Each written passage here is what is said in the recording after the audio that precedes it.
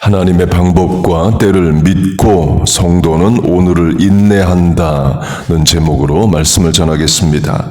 이 본문을 보면 핍박하는 자로 핍박이 나옵니다.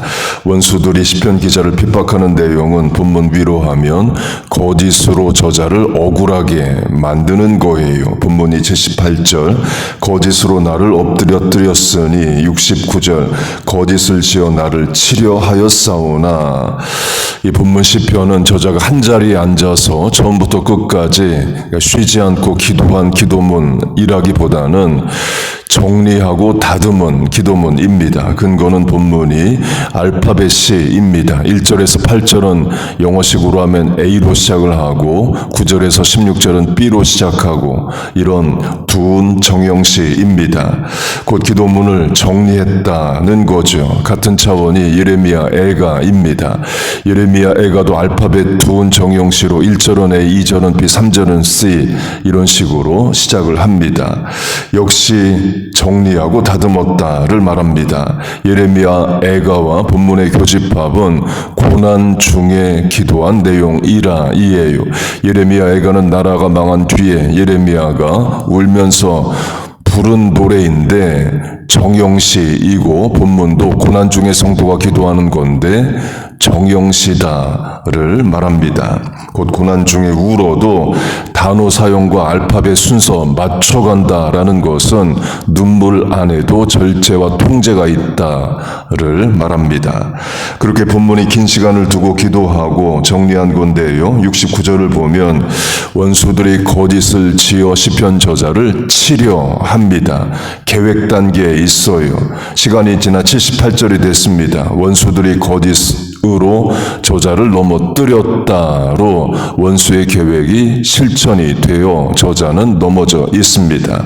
핍박 중에 있다는 거죠. 곧 원수의 악한 계획이 보입니다. 69절의 계획 단계에 있는 게 보여요. 그러면 하나님이 즉시 개입하시고 문제를 해결하셔야 되는데 그게 안 되고 원수의 의도대로 78절까지 와서 시편 저자가 넘어뜨려져 있는 상황에 있습니다.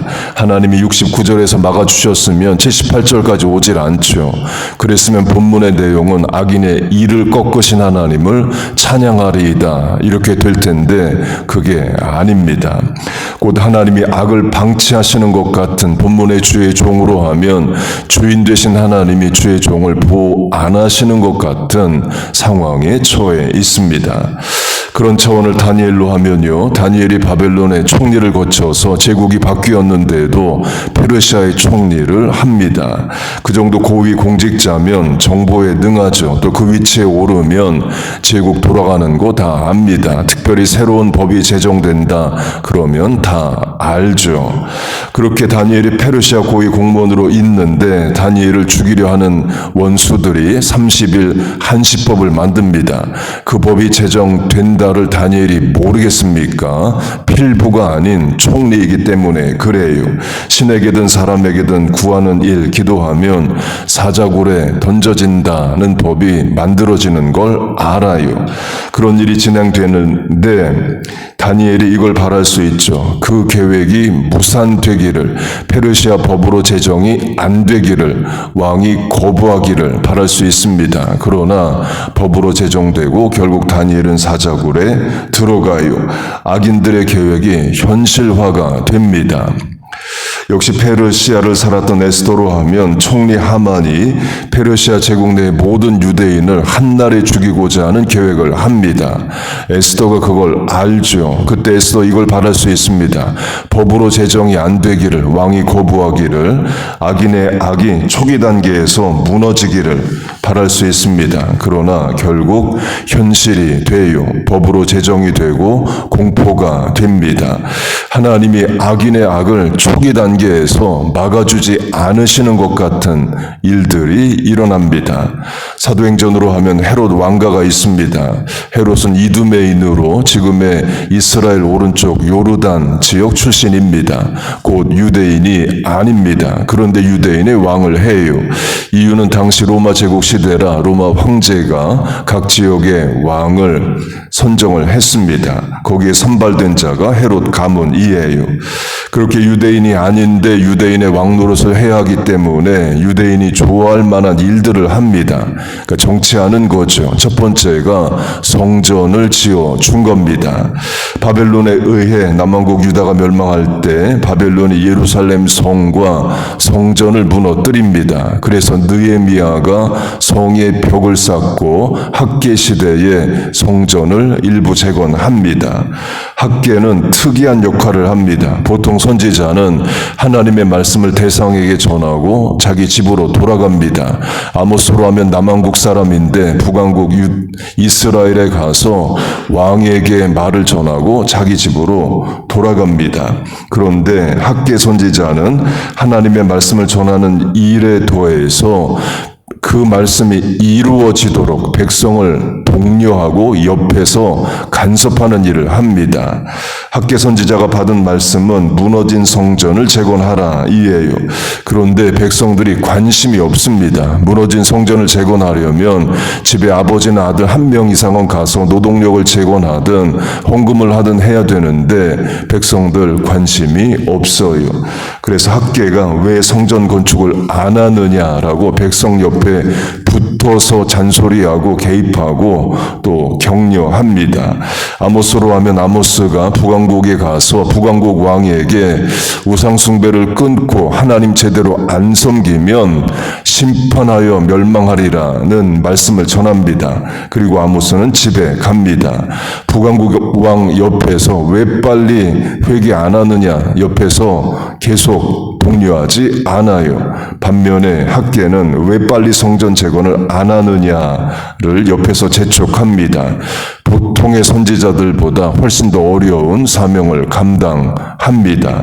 강조점은 학계 때 무너진 성전을 재건하는데 그 성전은 온전한 재건으로 여기질 않습니다. 그래서 처음 지은 솔로몬 성전을 제1성전 그리고 헤롯 예수님 당시 헤롯 가문이 지은 성전을 제2성전으로 여깁니다. 그러니까 우리가 그렇게 보는 게 아니라 유대교에서 그렇게 봐요.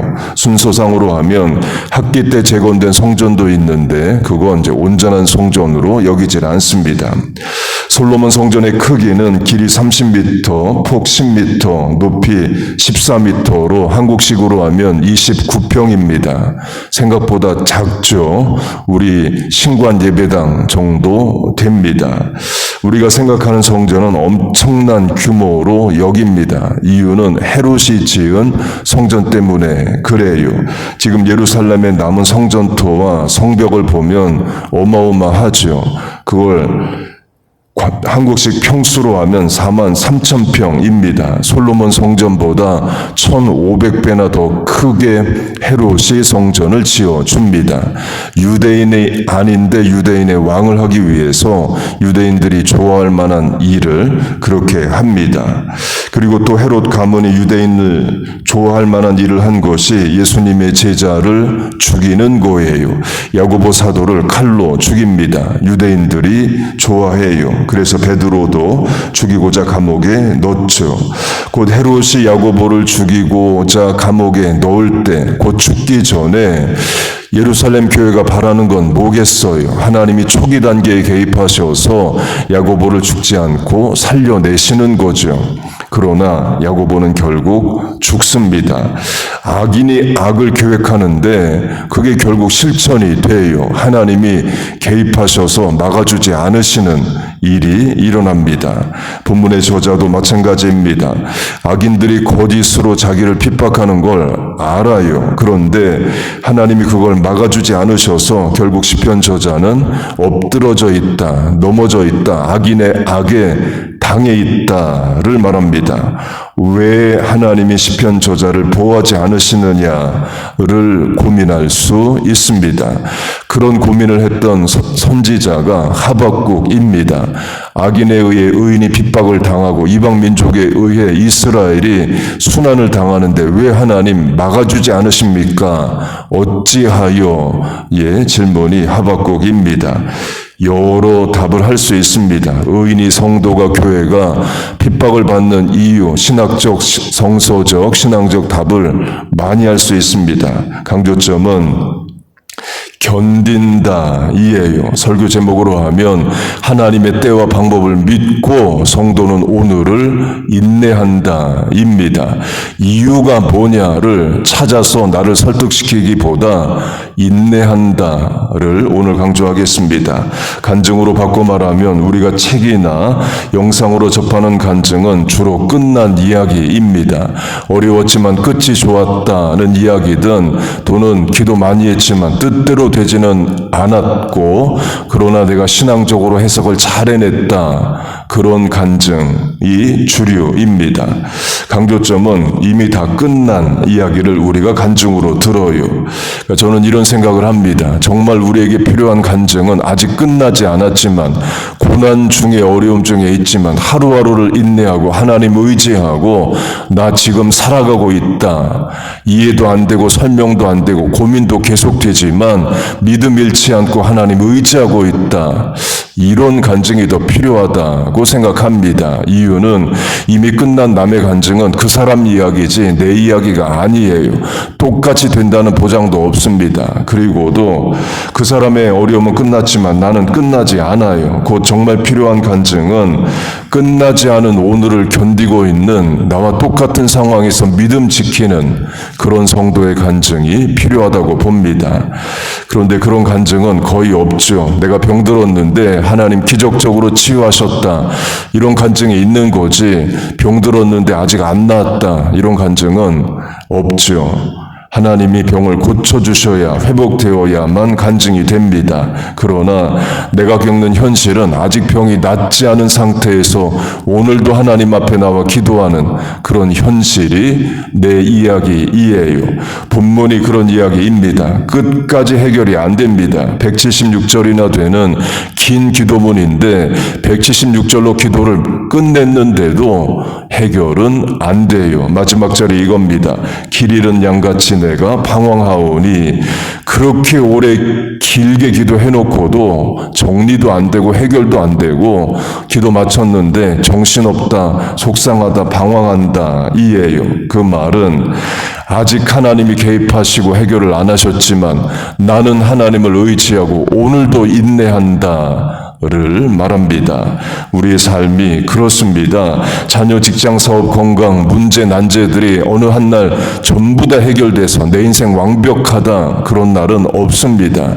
해결되지 않은 문제를 가지고 밤에 잠자리에 들고 그 다음날 깰 때도 어제로부터 이어지는 똑같은 고민으로 우리 오늘을 살아가요. 그게 인생입니다. 그래서 어떻게 할 거냐 이에요. 낙심하고 절망하고 좌절하고 기도 안 하고 들어 누워 있을 거냐는 겁니다. 그렇지 않죠.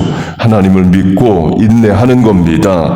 하나님 다 설명 안 해주셔도 하나님 하시는 일이 이해가 안 돼도 그래도 결국에 내 인생 해결하실 분은 하나님이심을 믿고 오늘을 인내하는 겁니다. 기도하고 기다리고 기도하고 견디는 거예요. 본문의 저자가 그걸 하는 겁니다. 하나님을 믿고 오늘도 기도하며 살아가는 거예요. 우리도 그렇게 사는 겁니다. 그 방법밖에 없지만 그게 정답이고 은혜고 능력이에요. 고난 중에 하나님의 일을 하십니다. 끝까지 인내해보면 선하신 하나님의 뜻을 우리는 깨닫게 됩니다. 여러분 믿습니까? 그 하나님을 믿고 의지하고 오늘을 인내하며 살아가는 우리와 자녀 교회 되시기를 주의 이름으로 축복하고 축원합니다. 아멘. 기도하겠습니다. 하나님 아버지 오늘도 주의 전에 나왔습니다. 살려고 하나님 앞에 나왔습니다. 어려움 고난 중에 하나님 의지하고자 나왔습니다. 하나님만이 하실 수 있는 일들을 행하여 주옵소서. 사람이 못하는 일, 부모가 못하는 일 하나님이 행하여 주옵소서. 오늘도 믿음으로 살고자 하는 새벽 성도들 나왔습니다. 간구에 하나님 응답하시고 인생의 계획과 소원에 하나님의 은혜를 더하여 주옵소서. 우리의 기도가 응답될 줄로 믿습니다. 예수님의 이름으로 기도하옵나이다. 아멘.